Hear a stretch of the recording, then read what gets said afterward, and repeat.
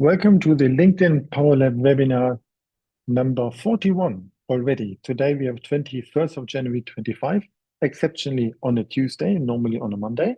I started this series actually about 5 years ago, just before COVID started, without even knowing that working online remotely over Zoom would be a thing. So the last 4 episodes, and I restarted it in September with Natalie. Hi. October with Camelia. Hi, your recorder in the call, and with Chief in December. All of three of them here.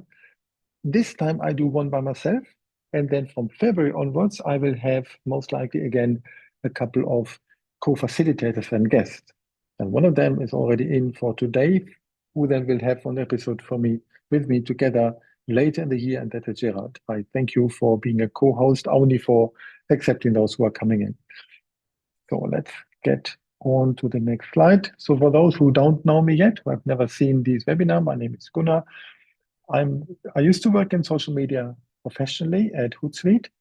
I'm blogging, I'm a published author, and I work at ActiveCampaign in email marketing. But today I talk about how you can combine social and digital, because it is not either or, it is actually both. So I turned my side business twice into a main role. On one side, from my blogging on social selling for 322 weeks in a row, turned into Hootsuite, and from my side business email marketing agency, turning into ActiveCampaign. And here's my book, Connect and Act. So, but the topic today has three elements. I always break it down into three areas. So first of all, talking about the challenge, that is about how we can show value to our audience in social and on digital. Then we look into conversations, because we can only get something from the top of the funnel to something meaningful when we start talking with people into direct messages. And then finally, we want to convert it further, conversion, that we bring it together. There's one reason why we have this topic, because we see so much about social media as some kind of troubles, that there are people who are basically relying on it. And then we have situations like we have today with TikTok, for example. And that, of course, is not an easy thing. If you haven't seen it, TikTok announced that they go off the American market. And then with the upcoming inauguration of the current president in the US, then there's an extension of the troubles that they've had. So that means for so many people who built a business of social media, what would they do if social is not there anymore? And that's exactly what we're talking about. Housekeeping rules, please stay muted. Use the chat for your questions in case something is popping up over there. That would be good. And I will share the slides and the recording with you within 12 hours from the start. That's the beauty of email automation. Watch out for something special at the end. So let's get started. And there I also have questions in the three topics, question to you, each of them. The first topic is a challenge. We would want to show value to our audience, and we do not want to pitch all the time, buy me, buy my product, buy my service. Because we are humans. We are not the brands on it who have a good right to say, here's new car, or that new software, or that new service. We are the humans behind. So how can we do it? Question to you. Put it in the chat. When did you talk about your services on social media for the last time? That means not a personal post, but something really about what you sell, in case you sell. For me, it was last week about a new book called Did Not Manage. Anyone, when did you share anything on social media about yourself? About your product or services? Keen to hear a couple of answers. We normally should not show too much about what we are selling. But is there anyone who has done it, who can remember that? Natalie, last week. I think I might have even seen this, because I like your content and engage with it, because it has a lot of personal topics on it. Yeah, and Ben, you said you posted about your meditation and wellness, but it was not directly about your service. That's right. So that is the key. We do not want to brag about and say we are the best in doing this or that. And by me, we don't want that. It's not too human, but keen to have some others. I saw Sheep, you're also in the call. Maybe you have something to share later. So let me move on. So that is not an easy thing. Sal, you said every week, your book, how it came out last November. Yeah, and I think if you publish a book, you want the people to see it. Maybe not always say, buy my book, but rather tell stories around that. So that's a good one. Yeah, I like that. I need to review that, right? So, did you know one thing? Let me combine it all together. Based on statistics I saw in January, about October 24, more than 5 billion people are on social media combined. Of course, if you do not know if the person who's on LinkedIn is also on TikTok, but if you combine it all together, it's quite a lot of people. And I know the creator of this data. The other thing, a couple of years ago, more than 4 billion email users in 22. Again, that counts the number of potential email addresses by whatever research. But there are people like me who have more than one email address. So people are on social, people use email. That's quite a bit. Every day, 319 billion emails are sent. That means about 8 per person per day. That's not what we get, that's what is sent. So many people do not send 8 emails a day. So this means there are some who send even more. 30 to 40% are marketing emails. They have all the rules, like anti-spam rules, whatever needs to be there. You need to be able to unsubscribe.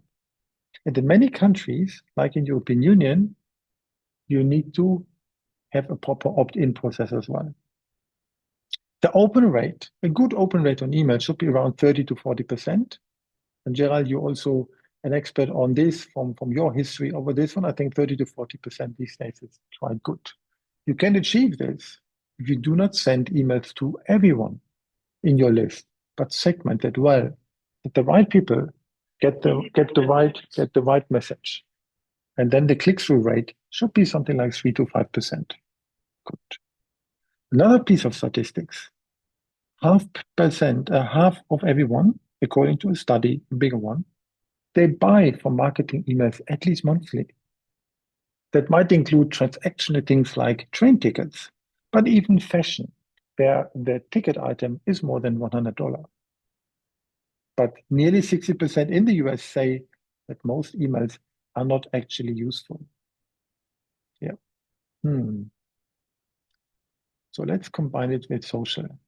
One important thing, and that is a slide which has 2 pyramids. Let's say the first one.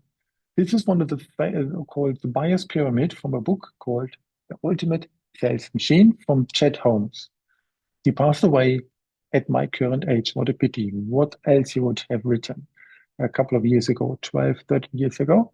And he said in his book, 3% of people are buying now, whatever it is.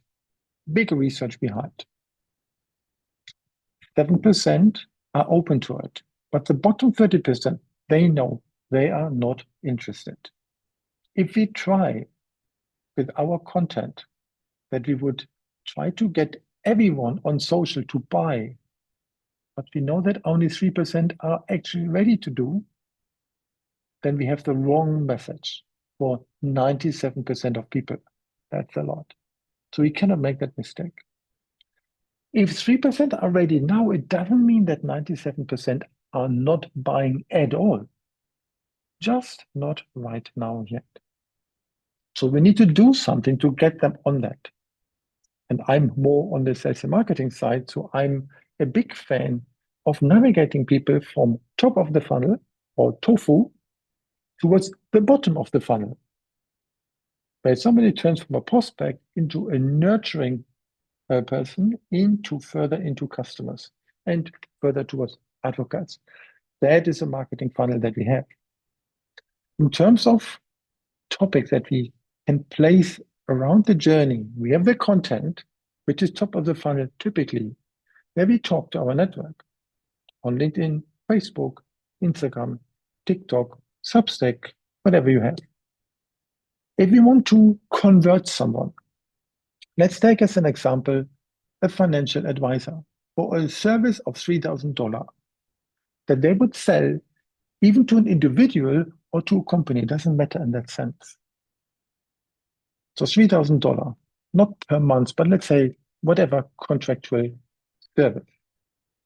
It's not easy to convert $3,000 from free content and then buy now, and people say, haha, I've been waiting for this. Doesn't work. So then there's a likelihood more to convert someone if they know, like, and trust you. So our financial advisor might have content relevant to the target audience on social media, but 97% are not buying now. So we need to put people into a nurturing sequence on email. Maybe occasionally add SMS, WhatsApp, Facebook Messenger, whatever you have. More than one, maybe two. You can place an ebook, either a paid one or a free one, like a freebie, to earn the email address. You can even have a book over there. And in December, we had Chief Shannon with us, who talked about the authority level of having a book. That really helps. In my own example, when I published Connect and Act, Systematic Social Selling in May 23, some of you have been at the book launch. This book might not have sold that much compared to my travel books in the past, but it got me 30 times more service dollars for consulting services compared to book royalties. And now we are talking.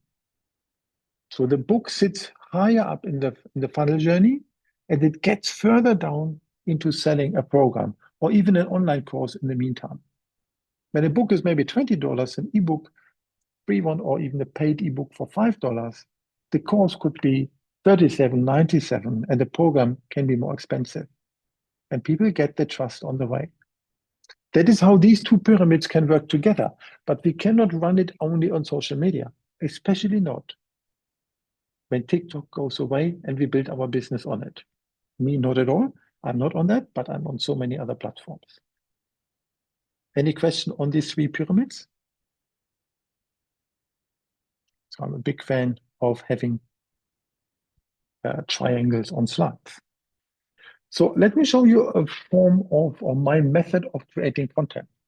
So some of you might know there's a software called Trello, which is very good for project management. You have Trello boards where you can put something on. It has been acquired by an Australian company called Atlassian. Regardless of this, I found a methodology and I gave it a name, and that just ended up in these 6 letters.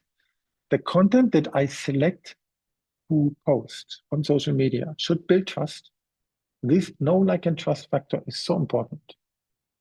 I would like to show results, not bragging, but rather how my products and services I'm responsible for helped my clients, my partners, to get an outcome. Results are about my clients, not about me.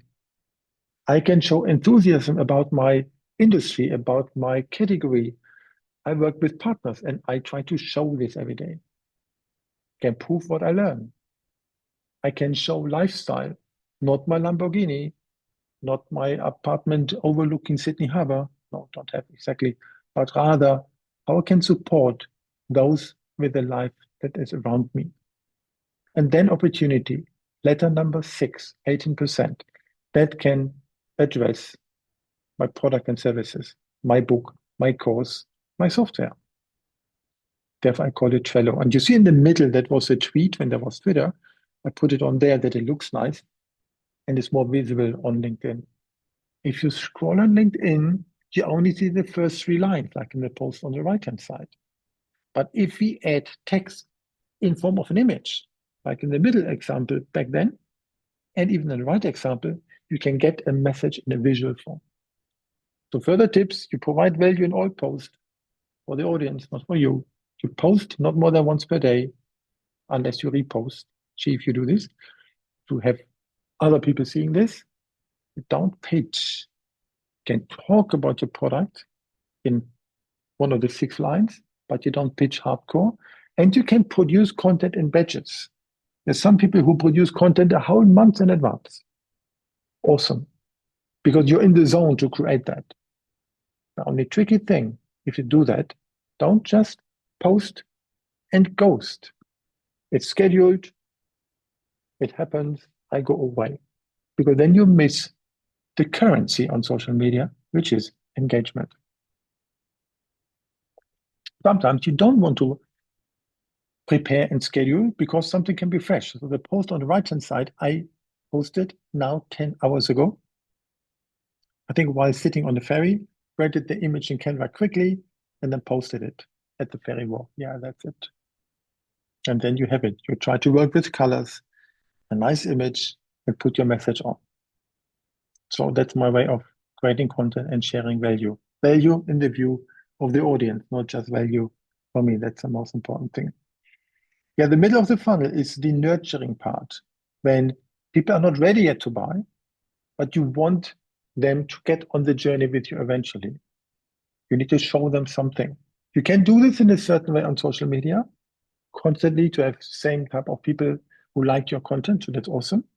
But ideally, you turn them off social media into what we own. And I come to that one, because social media is rented space. It's not our own space. If somebody switches off LinkedIn or somebody gets into Facebook jail because of whatever reason that happened, I had that, then what can you do? Nothing. But you can send emails.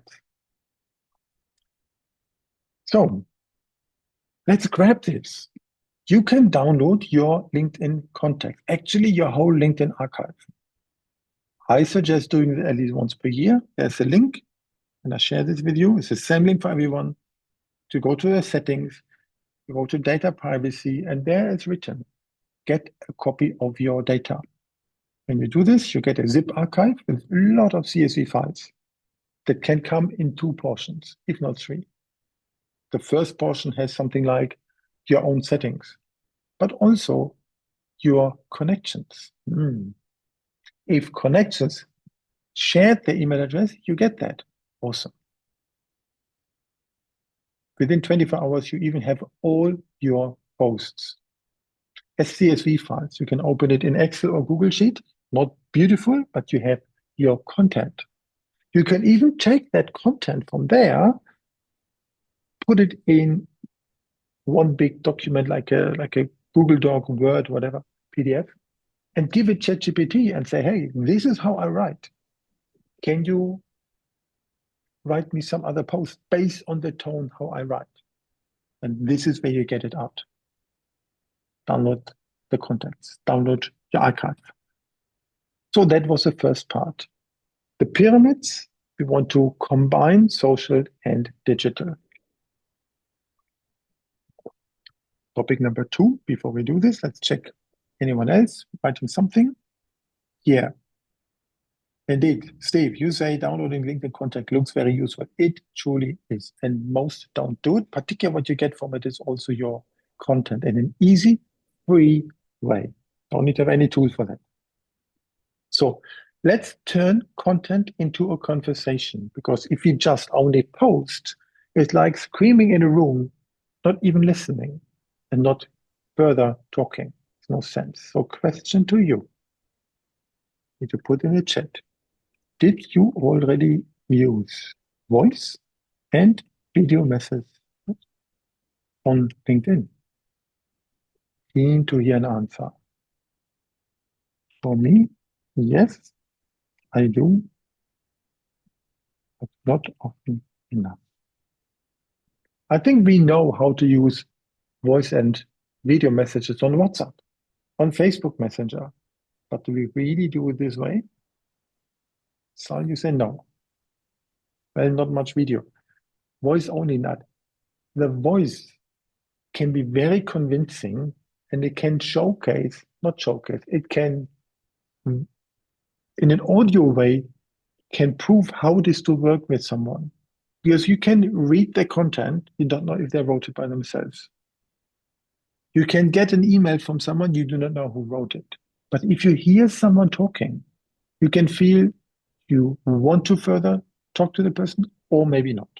Therefore, voice is good. Video, even better. The only tricky thing for video, you need to have good light. Like I switch on now. You need to be in a good mood. You need to be dressed up and all of this. But if you pay attention, video on LinkedIn maybe started to get bigger in 2018, 19, but not nice. Not nice. People had it only in the car, between between doors. It's not really nice. But now we see more on LinkedIn on video as well. So that's a good thing. Yes. So how can we turn this? How can we get into conversation? We need to make it possible. So I looked into Dennis. Dennis worked in corporate for quite a while. He's in Canada and he faced a layoff a couple of years ago, became his own consultant, now has already his second business. And how can we see that we can actually, that he's approachable by a message? Look this image banner. He has a little hand on his website that tells me I can go there.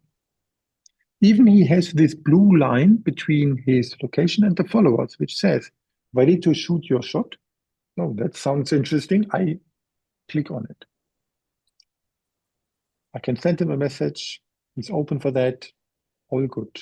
But the thing is here, we take LinkedIn, Facebook, Instagram like a content machinery to find people, to see who engages with this.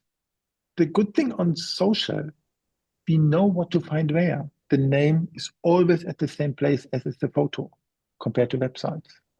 And the content can drive conversations if you write it in a way that people react it. Especially when we use more than one platform, like Natalie, you're doing so well. You do LinkedIn and Instagram. Slightly different, despite you have the same thing to say. And you do it in a way that people want to comment. I don't even think when I see content from you say, oh, yeah, I agree, yes, or I can add this point to it, or no. That was not my story. It's your content and your way how you talk that made me react. And same thing what we can do. Good one. Only tricky thing. Not everyone is like Natalie or Dennis to work main for yourself. There are some like me who work on a corporate role and a bit on the side. So then need to pay attention what we can really do, what we can show and what not. But it makes sense to be approachable on that one. So yeah, Natalie combines it in a very smart way. So here is from Dennis how he turns someone further down in the funnel. Middle of the funnel, he has a newsletter and it's called Happy Accidents. He talks about stories of normal people. Very nice. So this one here was about the serendipity, about success in December. Good one. I like it. He even has stories about happy accidents, how someone comes on an idea and then creates a company or a product or whatever type of story, like Colonel Sanders, who created uh, Kentucky Fried Chicken with the age of 65, very late. So that is one way how that can work. So this middle of the funnel using a newsletter in addition to social is a good way to combine it together. Jennifer, hi, thanks for joining. You are also one of those who have great top of the funnel content on LinkedIn. Even you have a LinkedIn newsletter and you also send emails. This combination makes sense. And when I then think, hang on, there's something about book marketing that Jennifer wrote. Where can I find it? I look in my emails. It's all there. Even when I'm not on social, it's there in my inbox. And thank you for sharing 16 authors, and I've been one of them. Much appreciated. So this is the middle of the funnel part where you can turn people from the top, which is the slide beforehand here, put a link on and get further on. And then he's sending. And then Dennis sent me emails, not too often, but he sent. And I thought, hang on, I should actually have the I'm book that he has. in a webinar, actually. Yeah, Gerald, I need to mute yourself at the moment. One moment, let me just do that. So I'm sorry. I'll unmute. Send there, that happens. Fine. So let's go on. The other part of it, you can find even combine more top of the funnel places, not only LinkedIn. I use also Substack, which is another part. Some of you might be on it, some are not. Jennifer, you are, Chief, you're not, I think. So what? That's another type of audience which looks different, but even has its way how to use emails. And that's an important thing because we can get email subscribers. So let's get on with the topic. How can we actually convert this or get into conversations? The left-hand side, my former work colleague Kieran, he just shares content from his company. No comment, nothing. I do not know why he believes that I, as his network, should see this. Nothing. So do it differently. He could get much more engagement if he would not just repost his own the stuff from his company, because all attributes of likes and followers goes to them, not to him. I tried it differently. I use on the right-hand side, there was something from ActiveCampaign. I created my own content. You can read it well with a couple of 3 lines in between and get through this. Much more engagement, personal story, and then it works. Don't just reshare something that you find, but rather add commentary on it. That makes most sense. So then next on that, how can we do? So start commenting. If there's someone here in the call who's very good with commenting, then it's Belle, because she never has a hidden agenda on the commenting. She is reading and thinks, that makes sense from her view, from her example, from her network, from her experience, without saying, I can sell this service or something like this in a comment, not at all. And here, what works so well on comments is not the left-hand side, love your work.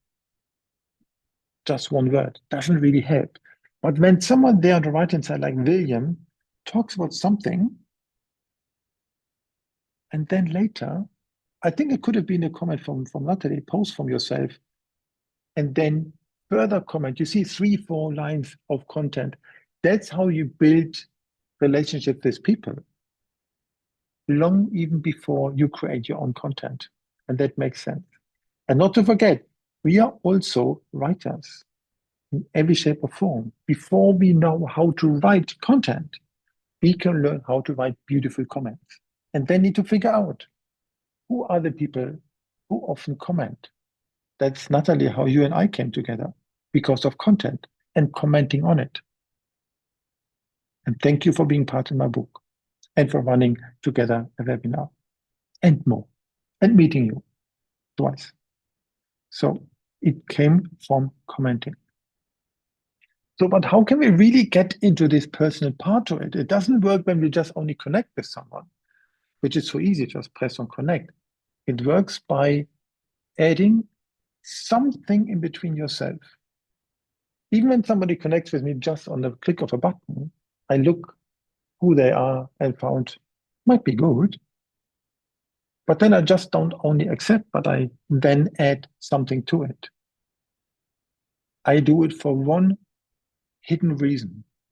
And that is my statement that LinkedIn messaging is the most underrated search engine. So I place 2 hooks. I would say something like, back then, Natalie, we met and talked about this type of topic. Something that makes sense, not just, I like your content. Something meaningful if I invite, that makes it there. And when I'm invited, they didn't put it, then I need to find a hook as well. And I need to write it so that I can later search for it. Not, we have been at that event, but something other like, I attended that webinar with Chief, where he talked about authority, so that later I can search for that same word. 2 hooks make a big effort, because you might remember a situation, but not always the name. Not everyone has an easy, memorable name like Peter Jones. who can actually spell my name? So therefore, place something there. And that turns into a conversation. And when you want then to continue a conversation, you can just write. You can actually utilize, particularly on the iPhone, the dictation topic. Why should I type it all the way when I can dictate it inside? But I can also use voice and video. That is here how to do it on the mobile app, on the iPhone, similar on Android. You can press the microphone button, record 60 seconds, awesome. Or I use the little attachment sign on the left-hand side. And then it switches on a video button and it runs for 2 minutes until I stop that. That's good. The silly thing compared to WhatsApp. In WhatsApp, you can talk long.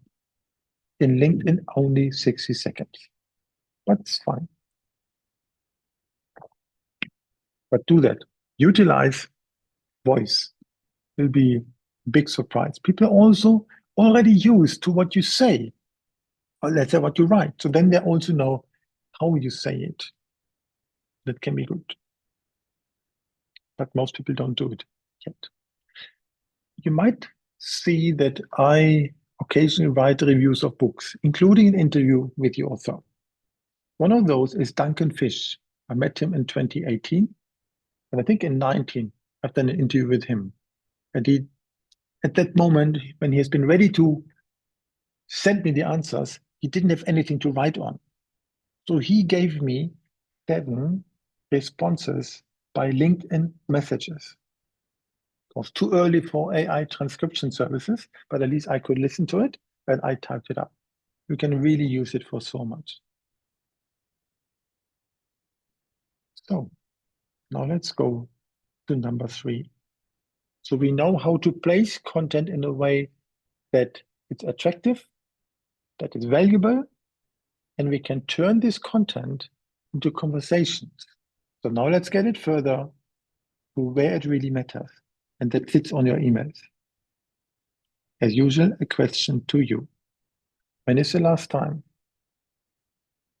that you converted a LinkedIn contact? What does converted mean? Someone ordered whatever it is. They downloaded a white paper. They downloaded a freebie. They bought a book or a big service. Someone who you know from LinkedIn. When was the last time? I had someone buying my book last week from content in LinkedIn, Facebook. Hoorah. So it works. Anyone else? What about the experts in the call?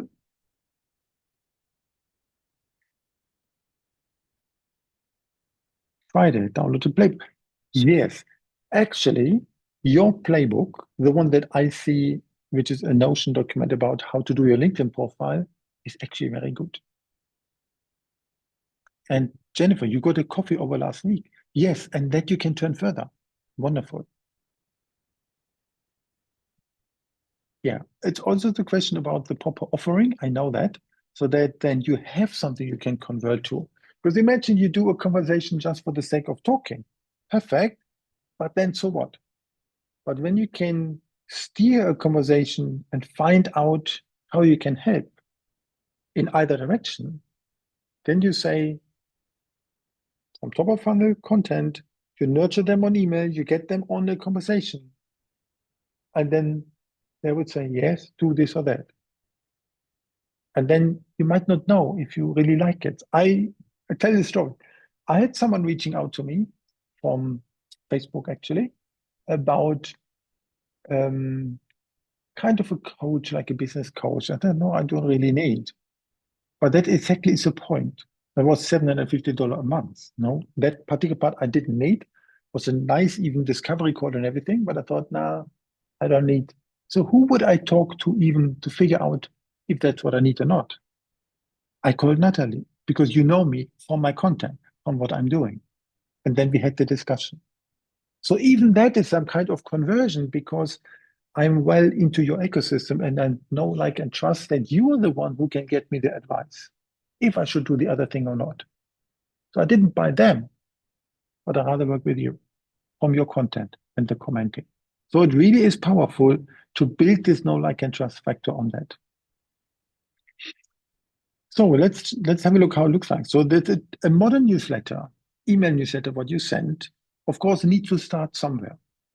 You need to know of that. You can place it on LinkedIn as we have, but also on your website. This is an example here that we have from our webinar in November when Adriana Dicker had that. And she has on her website her newsletter called Ideas to Power Your Future that she runs on a proper email marketing platform. And all testimonials of people who read this. And she has been in a call. She just celebrated 104 weeks of doing this, which pretty much is 2 years every birthday. So consistent. You need to be predictable in your way how you work on your email newsletter. So then people want to read what's the next episode. And they happily subscribe because it's valuable in their views. That can be something longer, like hers to read them are 10 minutes. They can be shorter, like from Justin Welch, 3 to 4 minutes, doesn't matter. But try to do something repeatable that helps to grow much better compared to ad hoc an email every now and then, what I'm doing in the past. So I need to get better by myself. And social media is unpredictable. That's bad.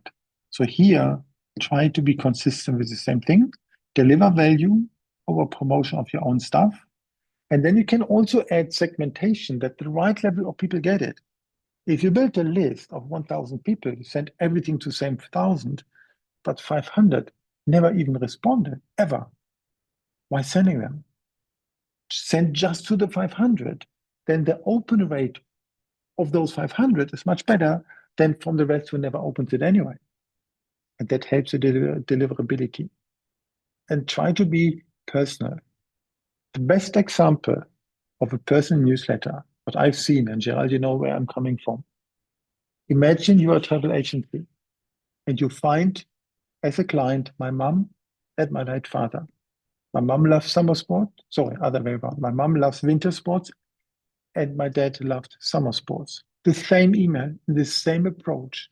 She would get light blue, gray colors. He would get sunny blue and yellow, sunny yellow and orange colors. The same email. But just taking an information we know of someone. That is hyper-personalization. And I love this. And the best platform for this is ActiveCampaign. A little bit of advertising.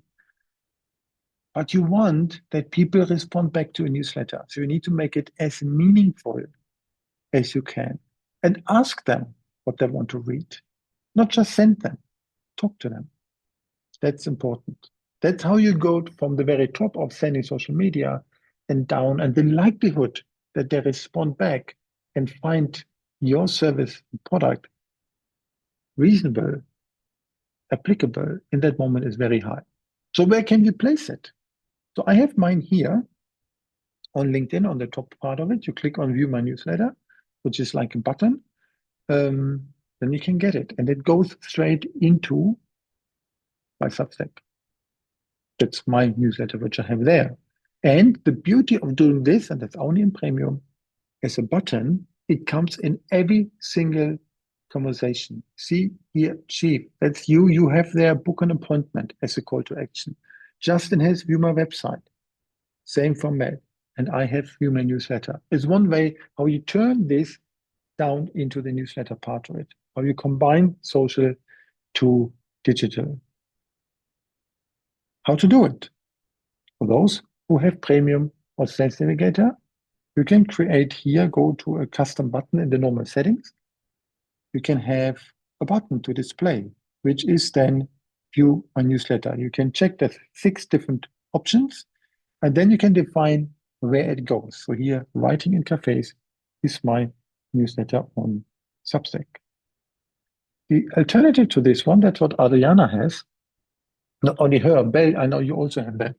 So there is not just www.something, but rather she says weekly strategy advice for $0.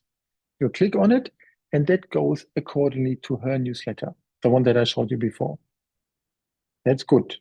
How can I make this happen? Everyone, free LinkedIn, the custom button, select the button to display, put the link, like that's hers, and then give it a text, not just a website that looks like missing out. Make it reasonable for them. Do you want to have weekly strategic advice? Maybe yes. Click on it. The next place is the featured section. There are maybe the most people who have a featured section on LinkedIn. They have maybe the most performing post.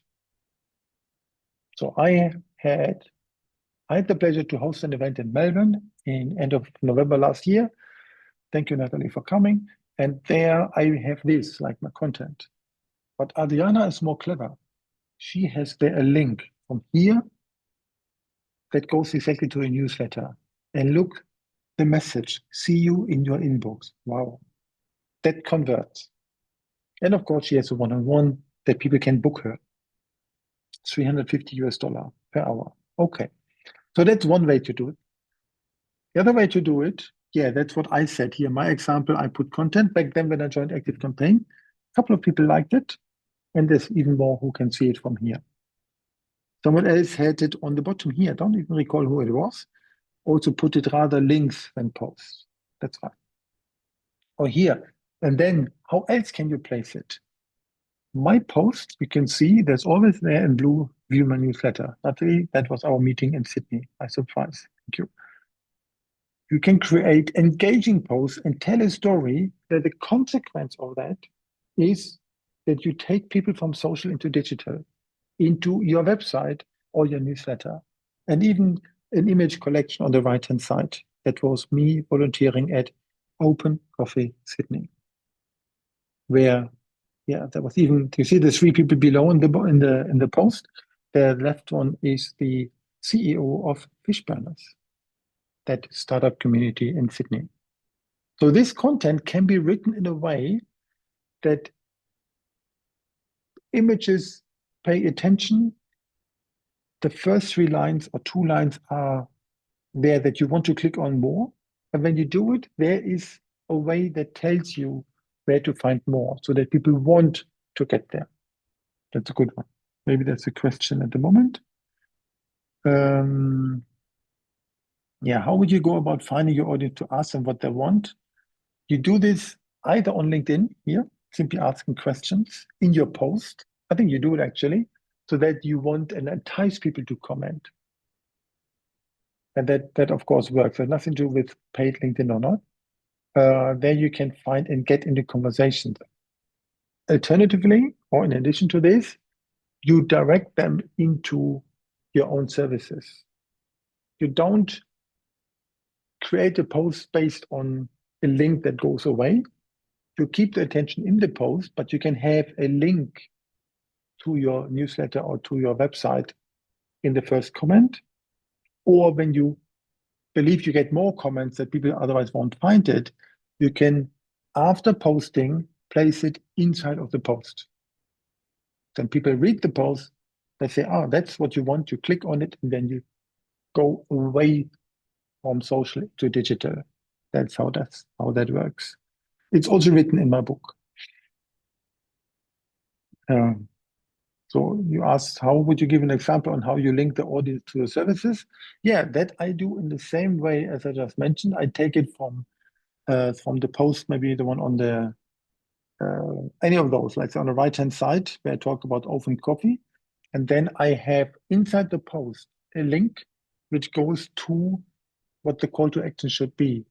And for that one, it was that people go to the Open Coffee Sydney website and follow that, because we needed followers. Now we have more than 600.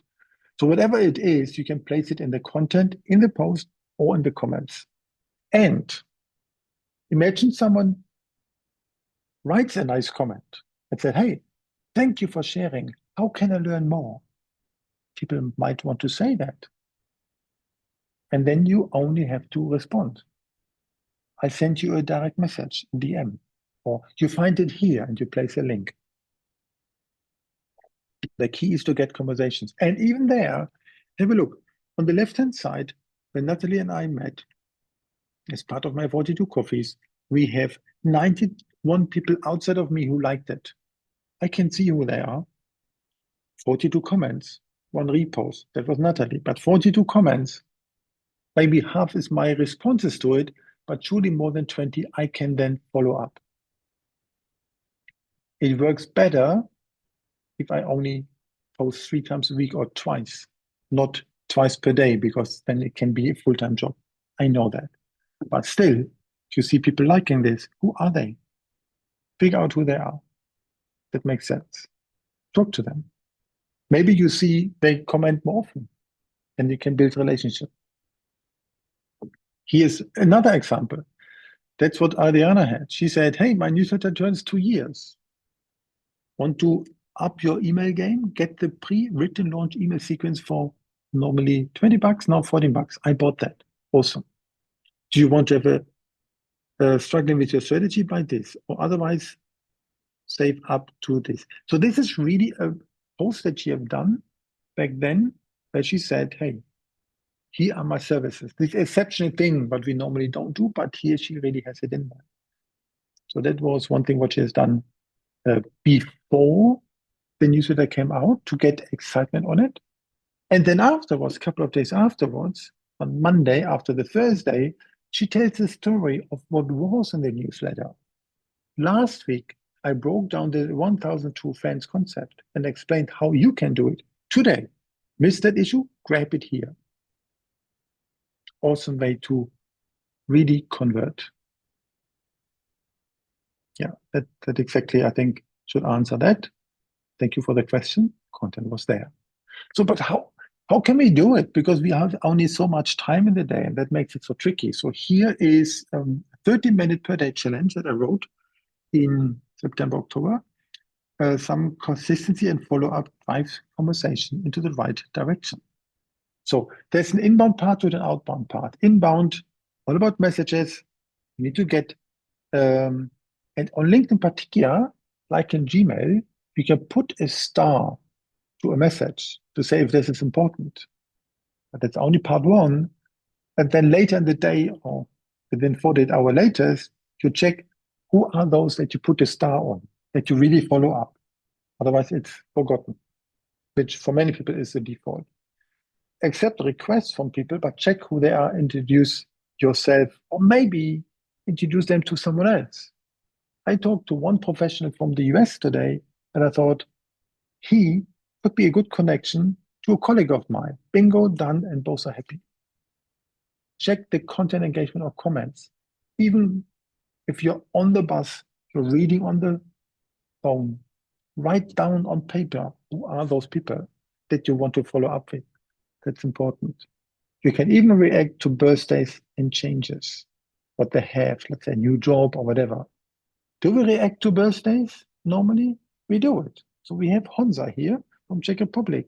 I think nearly every year, I appreciate you sending me birthday wishes on Facebook Messenger. And likewise, we do the same for you and your wife. So therefore, we are in the habit of really caring about the people who we know, like, and trust, and happily do a reaction on the birthday. A little tip. LinkedIn is more business than Facebook for many people. If you send a birthday reaction to someone who's not your close friend, and you do it on the same day, they might get hundreds of that. If you do it within 48 hours, the likelihood they remember that you sent them belated wishes is higher, and that they then respond to it compared to on the birthday. So if I send someone it later, that's a little bit on purpose. Premium, check who viewed your profile, and then you do the outbound part. Send messages, add voice to it, even video. Invite suitable professionals that you find. Those who maybe engage on your content, but you're not connected to them. Or when you see always the same name who pops up on the right-hand side that LinkedIn suggests, look who they are. Maybe they have a large network. So it's really useful. Add value on posts from others. right, for social and newsletter. You can have this type of hub and spoke strategy from Justin Welch, where you talk about one topic, like what I have social and digital together, and I can create a webinar out of it today, a post last week, a post today in the morning, and I got a request to write a long format article about it. So I can serve different formats and situations out of the same topic. I can do it reactively. Oh, I can do this as well. Or I can place from the beginning and say, like Adriana, I take that topic, newsletter on Thursday, follow up on Monday, something then in content and in social and all together as one topic. Helps. It's quite a bit, but if you think strategically towards the outcome, that you want to move people from social to digital into the funnel that you can convert them, you need to think backwards. Somebody buys my service or my book or my course, anything, whatever it is. How do they get there? How many people do I need to convert in the newsletter that they attend a webinar? Out of those, and I want to invite them, and 25 say they come to the webinar, 12 turned up, that's good, 50% of that.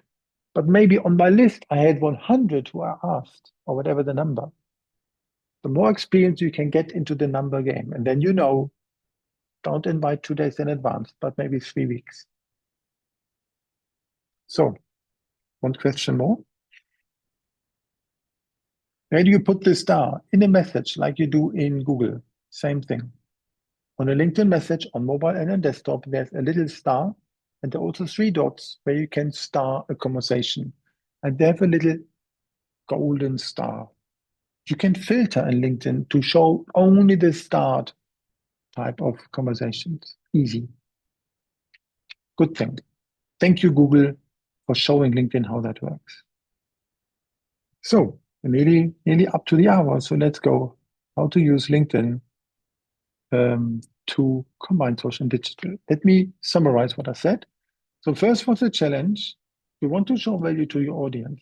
I talked about the 2 funnel pyramids, one with the 3% at the top and the other one where we would like to convert down.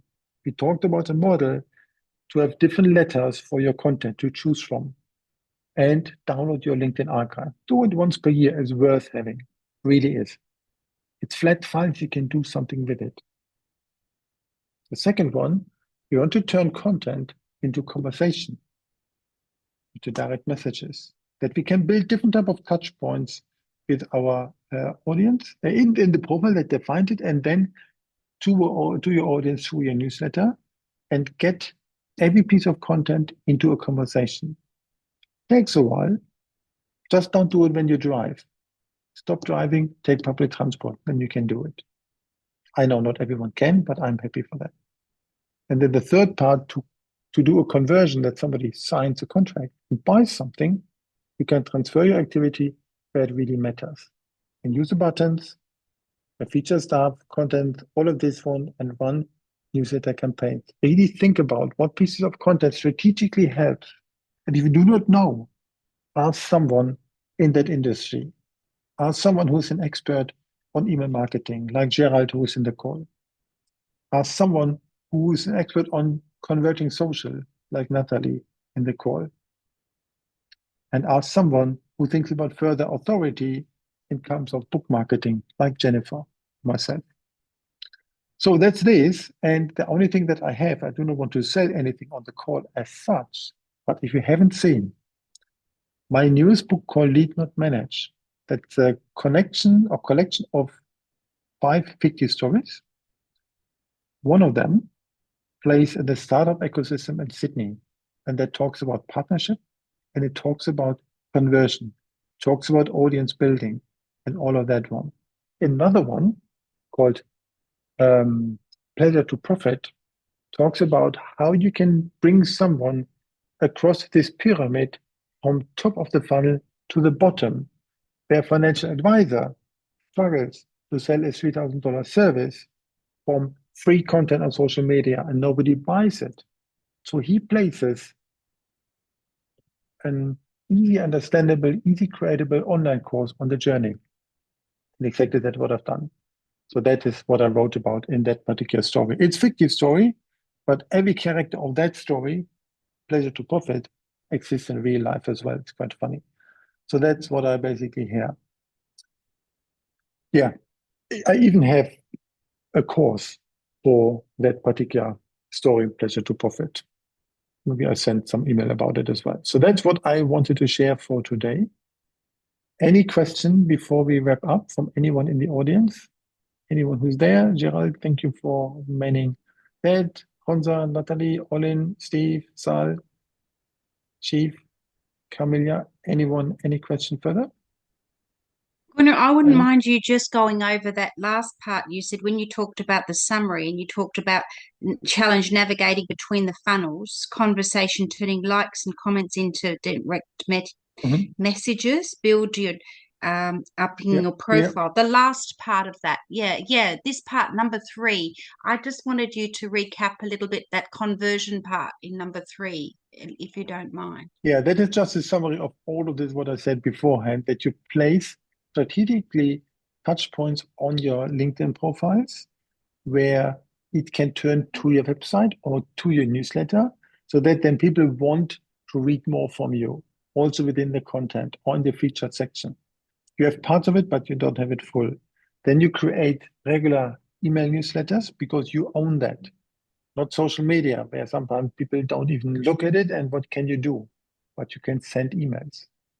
And then you conduct your 30 minutes per day, which I had beforehand. So you need a newsletter to make that work then, really? Yeah, because if you just only use Gmail, occasionally that is, you cannot track anything. You do not build a list. It really is this email list building. We can talk about it on the next meeting. But that's great. Thank story you. from turning it from social into digital. You need to build systems. Otherwise, you struggle in time.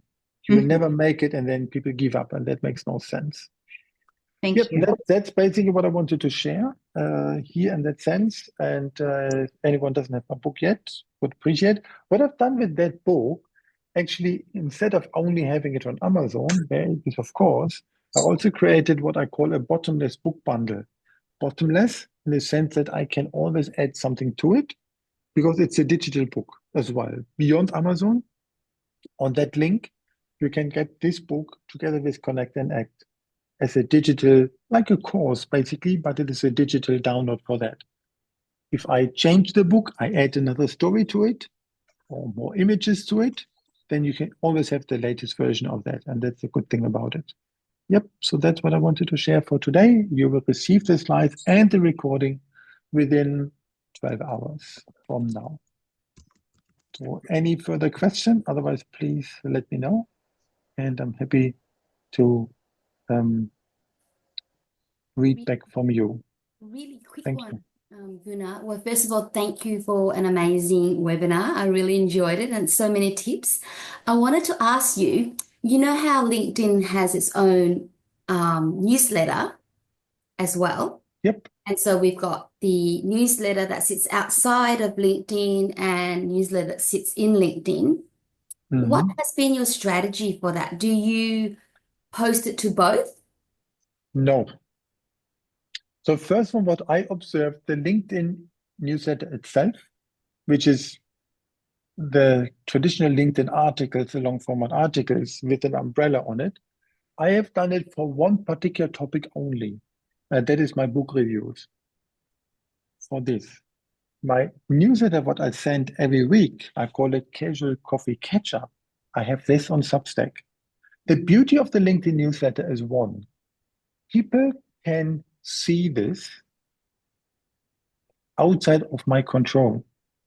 I don't need to do too much on it because people who follow me, even before they connect with me, both of them, connect and follow me, LinkedIn sends them automatically a notification that if you want to follow that newsletter, that means everyone receives a notification, hey, there's a new episode on it.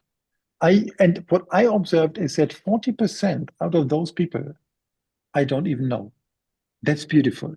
So I could strategically spend time whenever I have, and I only do one per month of this one, that I write to everyone who is on that list on the 2000.